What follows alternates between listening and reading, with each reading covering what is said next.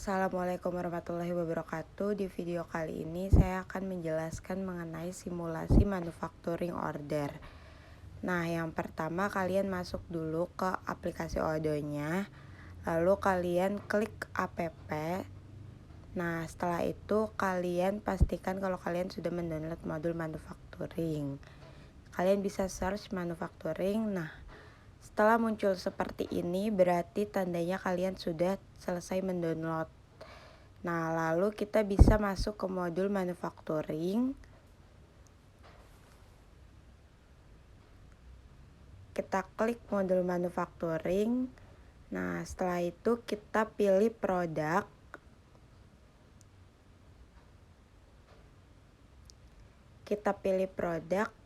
Nah, setelah itu kita cari di sini saya sudah membuat produknya itu tote bag. Nah, saya cari tote bag kanvas. Nah, ini produk yang sudah tadi sebelumnya saya buat. Nah, di sini itu saya sudah mengisikan produk tipenya, produk kategorinya, dan juga cost-nya. Nah, saya juga sudah membuat bill of materials-nya. Bill of materials itu merupakan komponen-komponen apa saja nih yang bisa mendukung pembuatan dari produknya. Nah, di sini ada komponen-komponennya, ada kain kanvas, resleting, benang jahit, jarum jahit, dan juga tali pisban. Nah, jika kalian belum membuatnya, maka kalian bisa klik di add a line tadi, lalu kalian bisa ketikkan komponennya. Mau misalkan kayak saya contoh ke material tas ini. Nah, kalian ketikkan lalu kalian klik tanda panah di sebelahnya. Nah, setelah itu kalian bisa langsung mengisikan. Di sini itu yang perlu diisi itu adalah internal reference dan juga cost-nya. Nah, setelah sudah seperti itu, maka komponennya nanti akan muncul. Nah, ini saya remove lagi karena saya sudah membuat komponen-komponennya. Setelah itu bisa kita save. Nah, di sini dikarenakan cuman penjelasannya tidak lengkap, maka kita bisa masuk ke struktur and cost. Nah, tampilannya akan seperti ini. Di sini lebih lengkap tampilannya, ada quantity, ada product cost, dan juga BOM cost atau bill of material cost. Nah, di sini kita akan membuat manufacturing order. Kita mulai dari pembuatan scrap atau SO, scrap order. Di sini kita bisa masuk ke create. Nah, di sini kita bisa menulis produk apa yang akan kita buat tadi, yaitu namanya itu kan tote bag canvas. Jadi di sini saya menuliskan produknya itu tote bag canvas.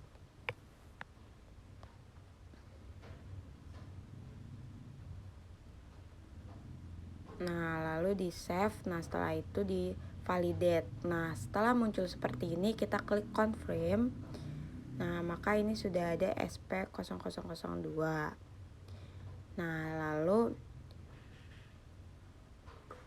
kita masuk lagi ke manufacturing lagi, terus order. Nah, setelah itu kita klik create lagi. Nah, kita tuliskan produknya itu namanya seperti yang tadi, yaitu tote bag canvas. Nah, di sini maka langsung otomatis muncul komponen-komponen apa saja yang tadi kita sudah buat di BOM. Nah, setelah muncul komponen-komponen seperti ini, maka kita tidak perlu untuk menambahkan. Nah, kita klik save.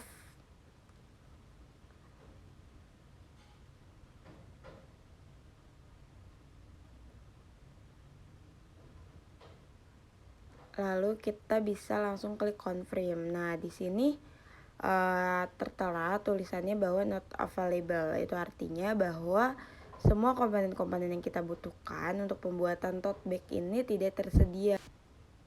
Maka kita perlu untuk melakukan pembelian dari komponen-komponen yang tidak tersedia ini ke vendor. Nah, karena di sini hampir semua komponennya itu tidak tersedia dikarenakan ya memang sebelumnya belum ada pembelian dari komponen-komponen berikut.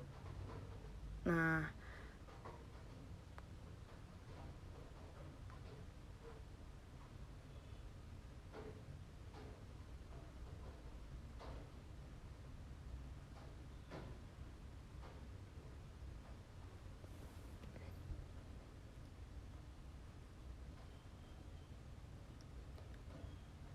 kita bisa langsung masuk ke modul purchase. Di sini kita langsung membuat create. Nah, di sini kita pilih nama vendor yang kira-kira menjual barang-barang yang kita butuhkan. Di sini saya misalkan Deco Adek.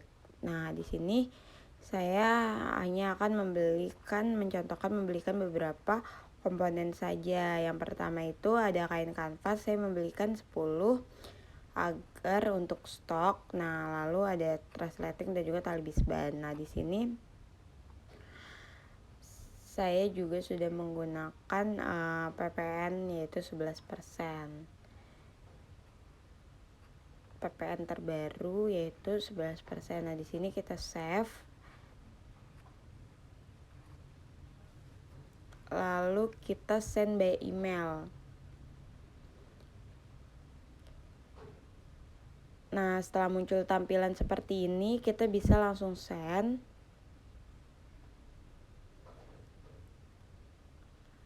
Lalu kita klik confirm order. Nah, setelah itu maka statusnya menjadi purchase order. Nah, kita misalkan misal kita sudah menerima semua barang-barang yang kita pesan tadi. Di sini berarti saya edit dulu. Nah, misalnya ini kita sudah terima barang-barangnya dari vendor, maka kita edit sesuai dengan permintaan kita jumlah barangnya.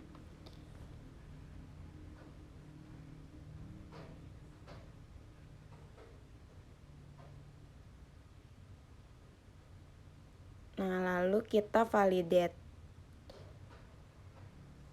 Nah, setelah itu maka statusnya akan menjadi done.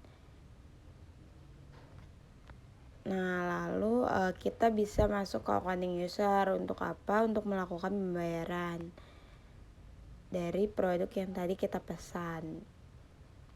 Nah, kita masuk ke yang tadi kita pesan, sesuaikan, lalu kita di sini kita create bill. Nah, muncul vendor bill seperti ini, kita confirm. Nah, sebelumnya kita edit dulu bill date-nya, sesuaikan dengan tanggal accounting date, lalu kita save. Nah, setelah itu baru kita confirm. Nah, setelah itu kita pilih register payment, kita klik create payment. Nah, maka tampilannya akan muncul menjadi paid, berarti itu sudah dibayar. Nah, untuk mengetahui kira-kira dari proses tadi itu terjadi jurnal apa saja ya, kita langsung buka di accounting dan juga buka yang pertama journal entries. Nah, di sini untuk pembelian yang tadi itu akan masuk otomatis ke journal entries. Nah, ini langsung tertera yang tadi. Lalu ada juga di purchase, karena kita melakukan pembelian ke vendor, otomatis akan masuk ke jurnal pembelian. Maka di sini juga PPN juga masuk, tetapi masih ke akun interim stock, karena pada saat pembuatan PPN saya belum mengubah menjadi akun VAT-nya. Nah, di purchase ada, lalu kita ke bank and cash, general ledger juga ada. Di sini ada outstanding payment, karena kita melakukan pembayaran maka akan masuk ke payment. Lalu ada juga di interim stock. Nah, interim stock ini juga masuk nih bahan-bahan yang tadi kita beli. Di jurnalnya situ langsung otomatis ada juga. Nah, lalu masuk ke di sini Vetsel seharusnya juga ada untuk PPN-nya. Nah, di sini lalu masuk ke order inventory. Di inventory di persediaan barang itu jelas langsung masuk juga ke jurnalnya.